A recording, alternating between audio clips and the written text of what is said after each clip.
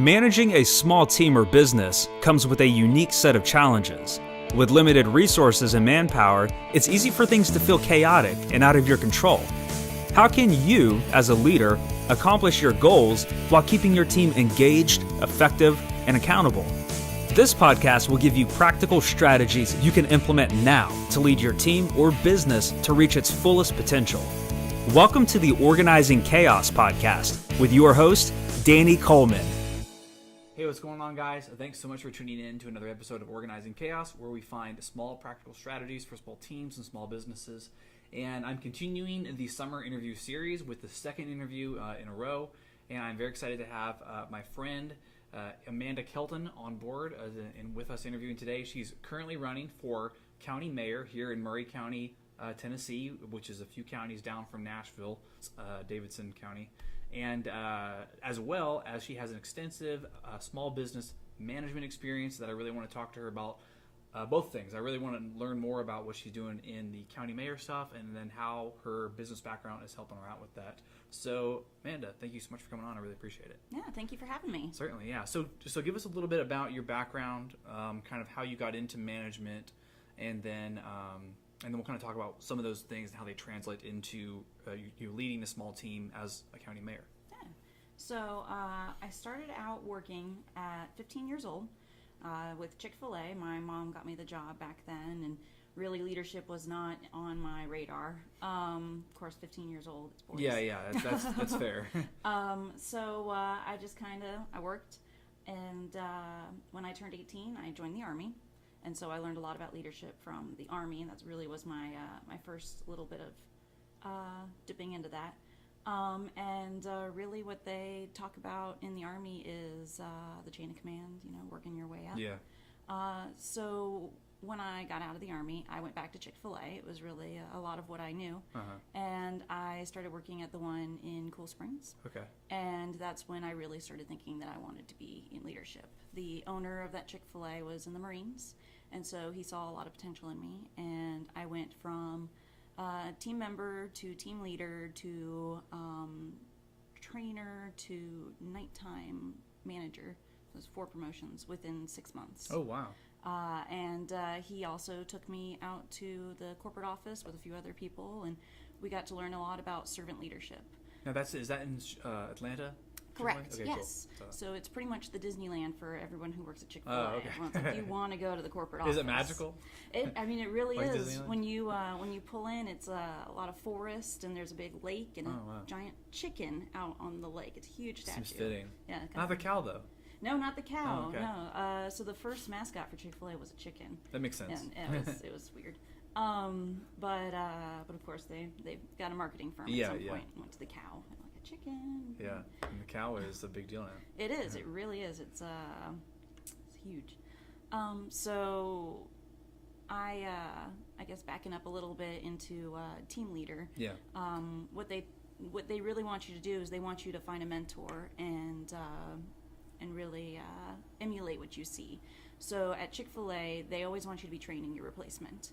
And so a friend of mine actually picked me out to be his replacement. And so he was a really great mentor.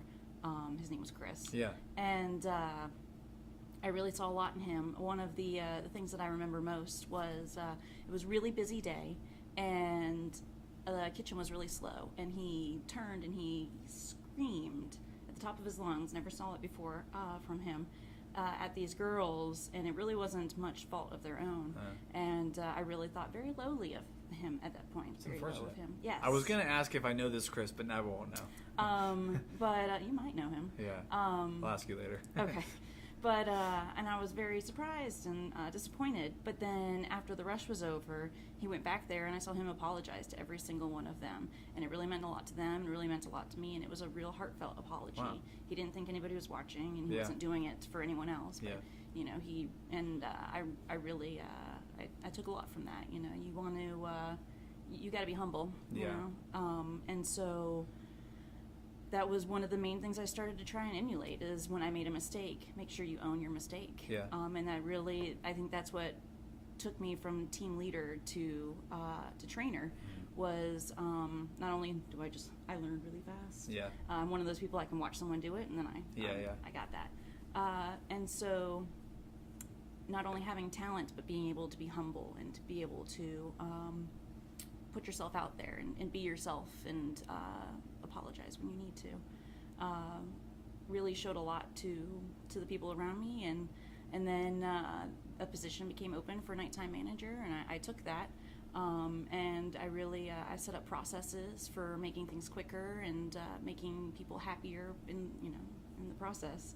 After that, I went back to college. I had my daughter, and so I took about a year break. Yeah. And this Chick-fil-A down here in Columbia opened up, and I was scouted out, and I became I started again at team leader, and just because I had to prove myself. Right. Yeah. But then I quickly, within a month or two, was nighttime closing manager again. And I'm getting really detailed about this. Oh, no, it's good. It's okay. Well, yeah, and one thing I wanted to ask too is just like, what about the Army? Like, as far as what they teach about leadership, was it surprising to you what they taught about leadership, or did it make like, I don't know. I guess like my dad's military. Yeah. But I don't know. We've talked a lot about like leadership in the military per se. I see it as very hierarchical, if I'm saying the word right. But at the same time, I feel like when there is an emphasis really on the hierarchy, there might not be a lot of questioning that happens, and I think questioning leadership is important. So what was your experience in the military in regards to that? Okay, so I'll be real honest here. Yeah. I was a troublemaker. Oh, okay. I am definitely one to question authority, especially when it doesn't make sense. Yeah. And you hit it right on the nail. Well, you're in there. good company then. Oh, thank you. You really hit it on the nail there with it's in the Army, it's orders. They're not requests, and it's not always fun. And that's what I experienced was a lot of orders. You know, you've got your platoon leader, and then you've got your sergeants, and then you've got your captains and all of that. And if you have an issue, you have to go to the most direct person, and then work your way up the ladder. It's unfortunate if you have an issue with the person that is your next step up. Yeah. But How do you deal with that in the Army? You just kind suffer of, through it? Yeah, you kind of suffer. See, that's through kind of it. why there were several different times I came close to joining, because I do respect organization and the structure and the fact that the military is a massive, it's a massive organization. And even despite there's plenty of waste and whatnot that happens at any big corporation, including the Army, they really do get a lot done. Yeah. And they really are effective in terms of like what they're able to accomplish, whether it be training exercises or actually like wars that they've fought or whatever. But yeah, I've always kind of wondered a little bit more about that. Yeah. So I want to ask about so your experience as a small team manager. What are some of like the big like epiphanies that you had that you felt like if you could just like zap this into every like manager's mind to help them? What would some of those epiphanies be? If you can think of the top three, that'd be awesome, or whatever comes to mind. Okay. So a happy team is an efficient team. How do you make them happy? So of course you're at work. You've got work to be done. People are getting paid, and I'm very much, hey, you're getting paid for this. Right. But making sure that if you can give some leeway, if somebody, going back to Chick-fil-A specifically, if somebody wants to be in the window and it makes sense for them to be in the window, hey, put them there. Mm-hmm. If they want to get trained in something and you've got time, train them in it, even if they'll never use it again. It's the small things that make people happy. It's not always raises. Everyone thinks, if I get a raise, I'll be happy. Yeah. And I mean, money doesn't mean happiness. Right. Of course, a certain amount. Yeah. Minimal. But definitely, if you can go that extra mile for someone and show that you respect them and that you care for them, the smallest things could mean a lot to other people. Cool. All right, so happiness, happy team. Let's see.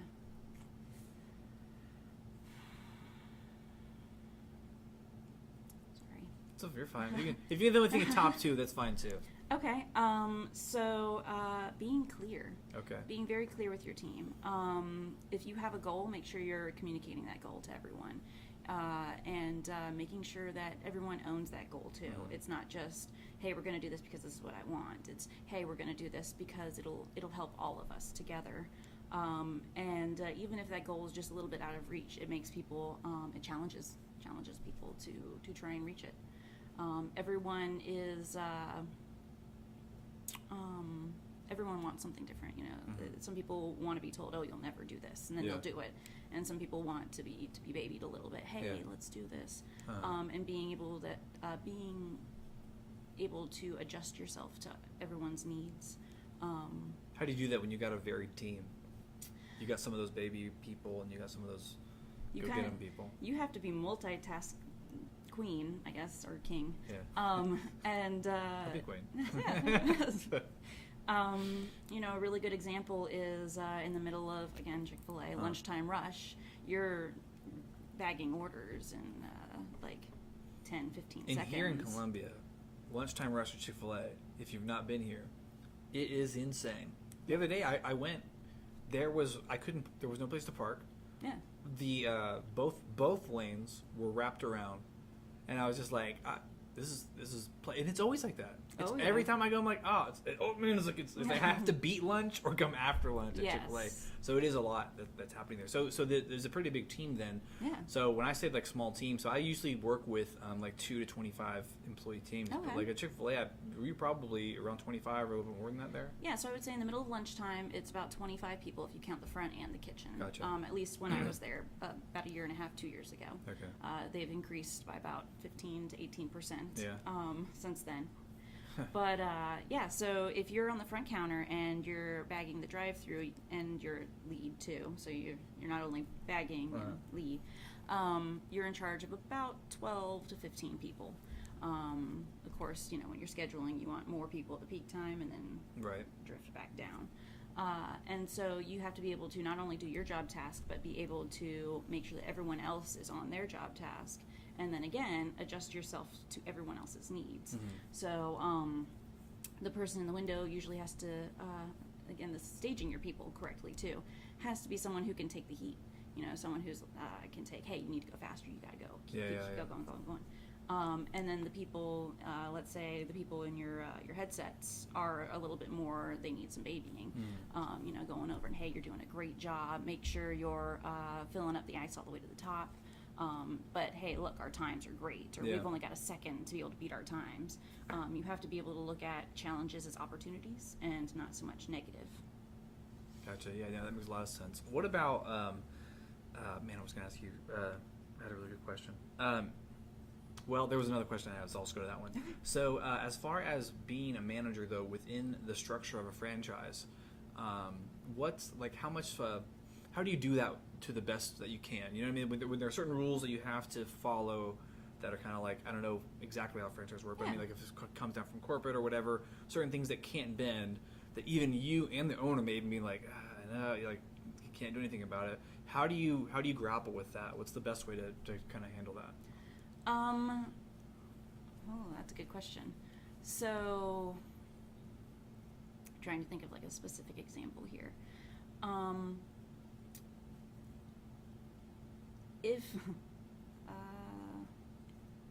Trying to think of something. So I guess there has to be 2 buns on the sandwich. Oh, yeah. Go with that. I think that's ridiculous. Should be 3. Need more carbs. You just kind of have to. The rules are the rules. Laws are laws. You can't speed. You can't pass people when there's double lines. Yeah. And you just kind of have to work within your parameters. It's really unfortunate if it's something. If you feel so strongly about having 3 buns on a sandwich, maybe you should open your own franchise where you could put 3 buns on that sandwich. Is there a way to as middle management for you to make some changes to those larger rules? Is there a way to do that? Yeah. So always communicating up to the next person. You have to be able to feel comfortable with your leadership to be able to tell them these things. If there's something that you don't feel is right or something, an idea that you have, you don't want to be scared to tell your leadership. And so making sure that you have a great work relationship with them. You don't have to be best friends. There's been people I've worked for that I did not care for them outside of work. But being able to be comfortable with them and for them to be able to be open with you too. Start With Why was a book. Yeah. Simon Sinek. Yeah. A huge book for me. Probably started my personal growth and as a person and stuff like that. Very good. Well, knowing the reason why you're having to follow those rules might help you out.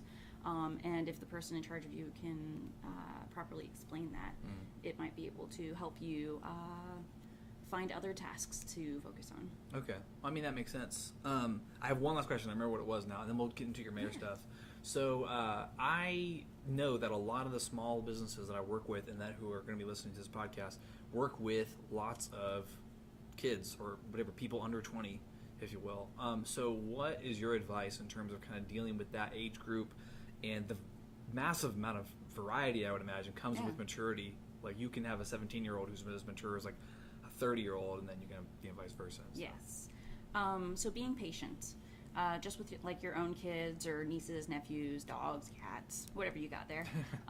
Being patient and trying to see things through their eyes. You know, like I said before, when I turned 15, started working at Chick-fil-A, leadership was not on my mind. Yeah. And I can actually think of a few pranks that probably I should. Me too. I worked Wendy's. So. Yes, there you go. But just kind of trying to see that and working with them, not against them. You know, if they come in and make a fool of themselves off shift, just kind of pulling them aside and being, hey, let's try and act professional. You know, even if you're not in uniform or even if you're not clocked in at work, you still are representing the company that you work for. Kids like to come like hang out like when they're not working. I can't imagine. Of course, I don't have a place of work now, really. But like, I can't imagine going to a place of work anywhere. And I did it too. But it's just like, what is it? Like, I don't know. I guess it's just the social circle there. So, right. So have people there not in uniform, but also still employees doing shenanigans. I've heard a lot about your third place. And I feel like for a lot of teenagers, work is their third place. Yeah, you know, that they've makes got sense. home, school, and then work. And so they feel comfortable going there and hanging out because that's where all their peeps are. Yeah, it's true. So any other advice in terms of working with young people? Other than be patient. Just realize that it definitely is not number one in their mind. You know, they've got, if they're in school, they've got finals to worry about. Yeah, that's a good point. Boyfriends and whatever other issues are hugely major in their lives at the point. And that yelling at them or just completely cutting off any sort of communication is not the way to make things better. Yeah. You know, you have to, if you're in charge, you have to be that person that they have to be comfortable with to tell things to. Yeah. Just like you have to be in charge with or comfortable with your leadership. Yeah, no, that makes perfect sense.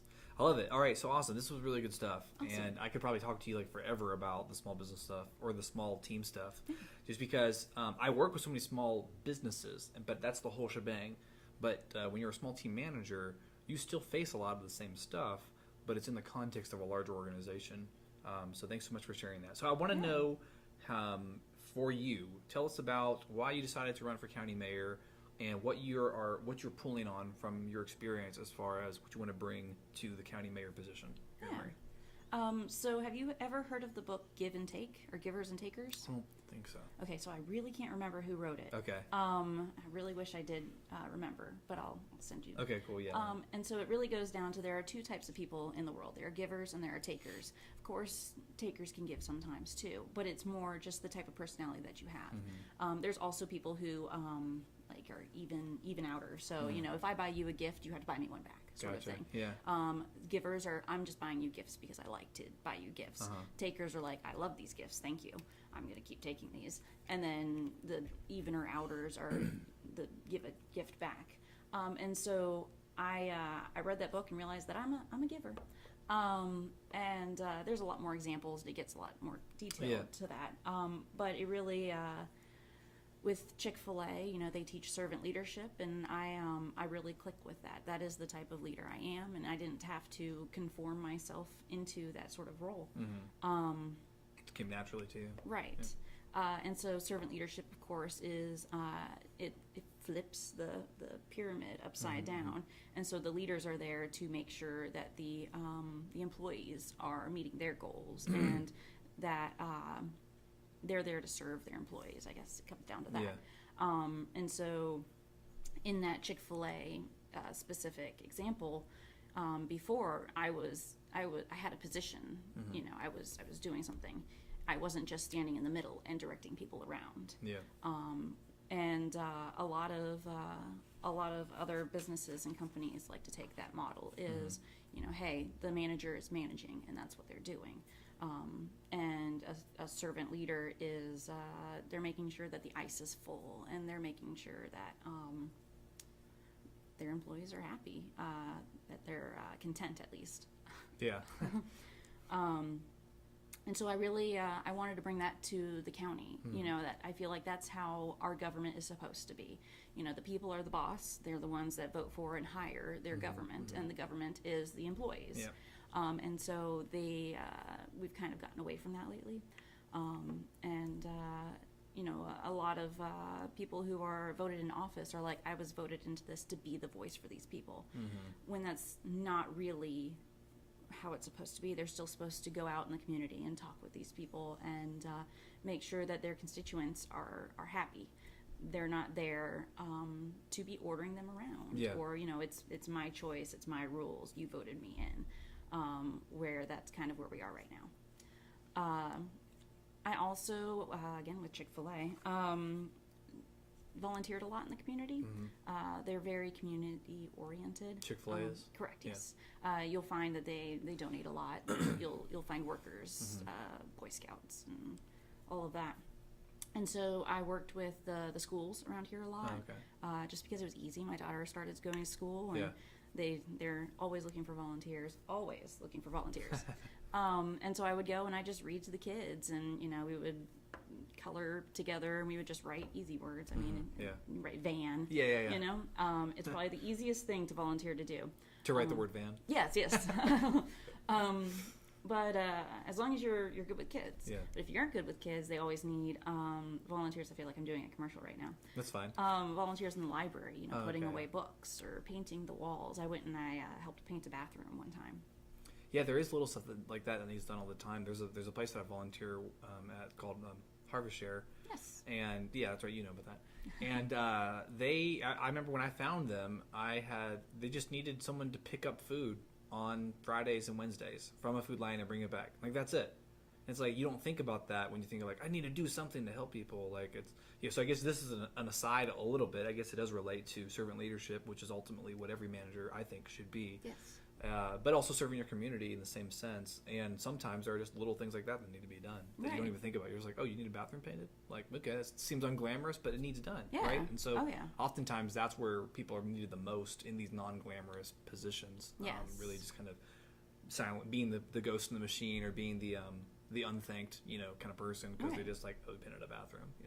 Yeah, exactly. And I've done a lot of those sort of jobs where I would volunteer to work somewhere, and then I volunteered to work at a place that helps battered women, and I thought, I don't know what I'm going to be doing, signing all these waivers. Well, I was just sifting through clothes to figure out what clothes were good enough to give to people, and what clothes were good enough to give to the Goodwill, or I don't know, another place. Somewhere it went somewhere else. Recycled. And I volunteered at the Boys and Girls Club, and I ended up painting walls. Painting a lot of times. Painting is what people need. They have the paint, they have the rollers, they just need someone to do it. Yeah. That sort of thing is something that I would love to see from government officials, is going out and volunteering more often, instead of just going and having speeches places. Yeah. And so I'm trying to, I'm going to talk myself up here for a minute. I feel like I know that I am the person that I want to see in office. And so I decided I'm going to run for office. I looked at a few different positions. So, of course, not that you want to start with the easiest, but, I looked at some of the smaller positions, school board, and I don't live in a city. I live out in the county, so I couldn't run for any city ward or anything like that. And so it went straight up to, from school board, commissioner, and then mayor.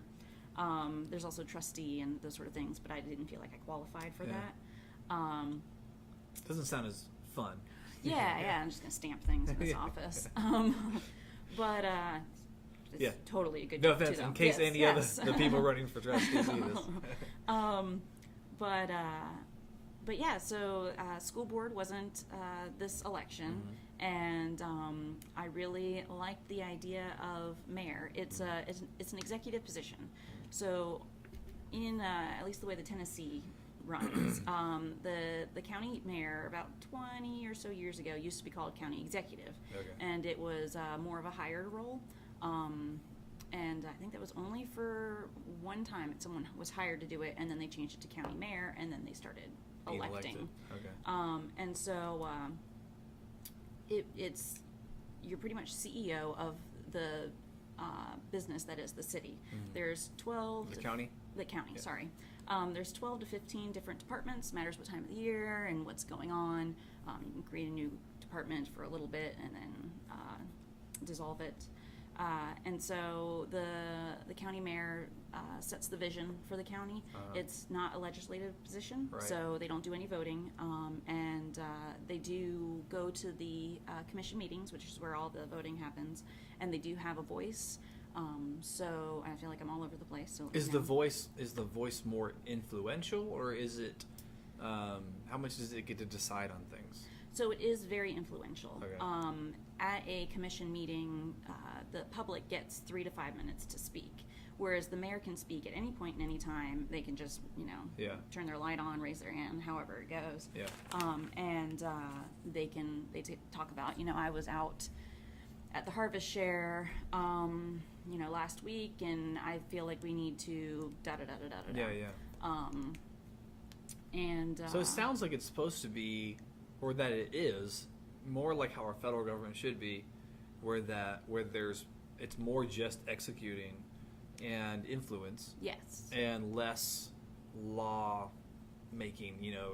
Is there like an equivalent to executive orders, like for like how there's with the president, does the county mayor? Do you know if they have that? I don't know. I know there's been a few things that have happened in the past where it seems like maybe there was more of an executive order.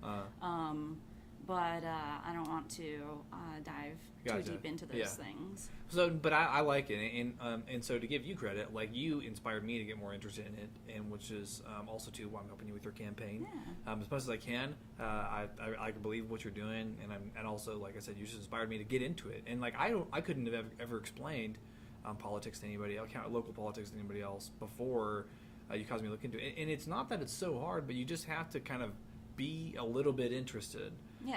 In it to at least be a participant, and then perhaps be a leader. So, well, thank you. Certainly, well, thank you. So what are the things that you kind of feel specifically? So you got servant leadership. What else do you feel? Maybe like 2 more things that you can think of that like you specifically want to bring to the county mayor position that you don't feel is currently there. So I guess to keep on that leadership sort of thing, I don't feel like there's been professional leadership in this position since it's been created, really. So what do you mean by professional leadership? Someone who can set goals and set vision and keep people on the same track. And so kind of treat it more like a business and less like a social club, maybe? Okay, yeah, that's much better than party that I was going to say. I got it. Good. Thank you. Notes.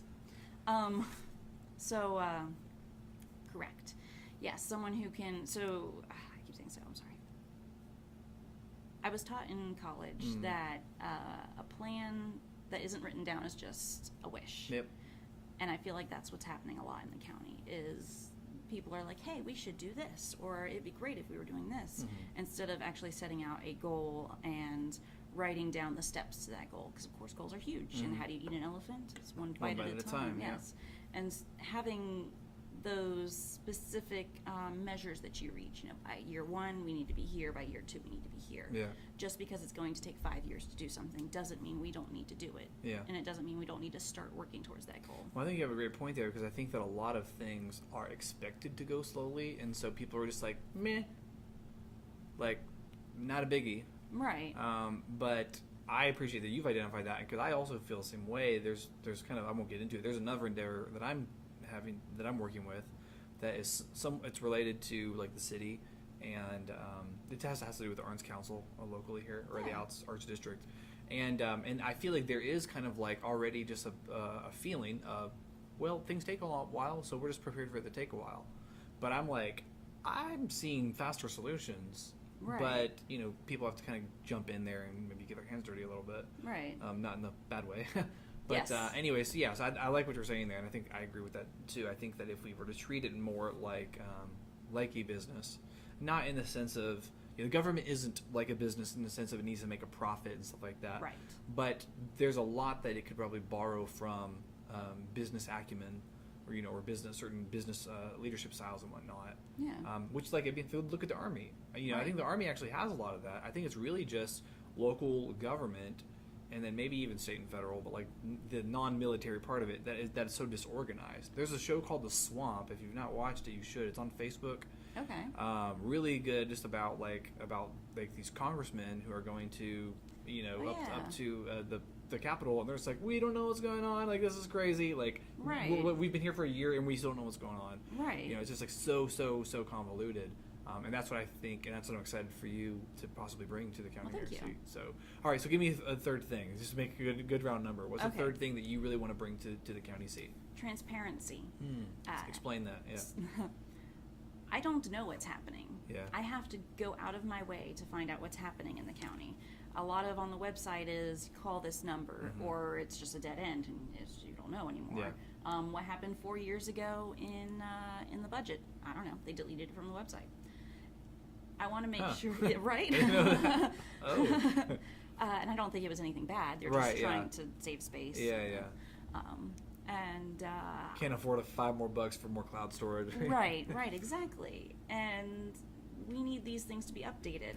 There's a lot of other counties and cities and states that have Facebook pages. We don't have one. Yeah. We don't have any real internet presence. A lot of what our presence is the actual mayor going out to things in the newspaper. Yeah. Which actually might be going out of print pretty soon here. Yeah, that's not scalable. That's Right. like the paper really isn't scalable anymore, and then the mayor's presence isn't scalable either because he's in Right. one place. Other than Right. I guess maybe if you broadcast on Facebook Live, but which obviously that's not happening as much as it is a little bit more actually. Yes. Ross James, I know, is working with the county and city, I think, or I'm not sure one or the other, Yes. and he is doing more of that. And I'm not sure how that arrangement works, but I'm glad to see at least that. Yeah, happening. definitely. Well, and a lot more putting information out instead of waiting for people to ask for the information, because this is a busy time. Yeah. Not everyone. Most people have kids. Right, Everybody has 1, 2, 3 jobs. Yeah. Unfortunately, some people have more. Yeah. People are trying to go to school, and so they're going to school at night. They're doing their jobs during the day. They've got their kids to take care of. So many things are happening, and a lot of people don't have time to tune in to the 2-3 hour commission meetings to find out what's going on Right. in their area. We need to be making sure that we're putting out information in a way that people can read, and that's easy and short. The notes are put out on the website, but they're anywhere from 5 to 105 pages, and there's spreadsheets and graphs and jargon that's on those sheets that if you weren't actually at the meetings, you would have no idea what it meant. Yeah. And they do put the recordings on there, but again, you have to listen to the entire thing. There's not, a little point here, this is when this happens, or, Yeah. which would be a great idea to do. It'd be a great idea just to have a position that exists within the county government that's sole job is like information disseminator or something like that. Getting the information out through all the different channels that are available now. Now, my understanding is we do have a department for that, Okay. but I don't know what they do. Yeah. Because I feel like there's email lists that can be signed up for. Yes. There's, like you said, a Facebook page should exist. Right. All that kind of stuff. And it would make it, I think it's funny because people are like, oh, well, it's in the paper. But that started because that's where their eyes were at a lot. Yes. And now that's changed. Their eyes are on their phones a lot. Right. So why aren't we doing more to get stuff there? So Exactly. That's cool. And if you get to, it would be awesome to see this. You know what I mean? Like just like it almost seems like a wish, but you could make it a reality. Right, exactly. So that's why people should vote for you. Yes. One of the exactly. reasons. Yes. Anyone local, please. Yeah. Well, cool. Yeah, thank you so much. So I mean, I think we're honestly that's probably perfect because we're just now we're a little bit over time. That's fine. We're actually a little bit over time because I think I started the timer early. But either way, thank you again so much for being on here.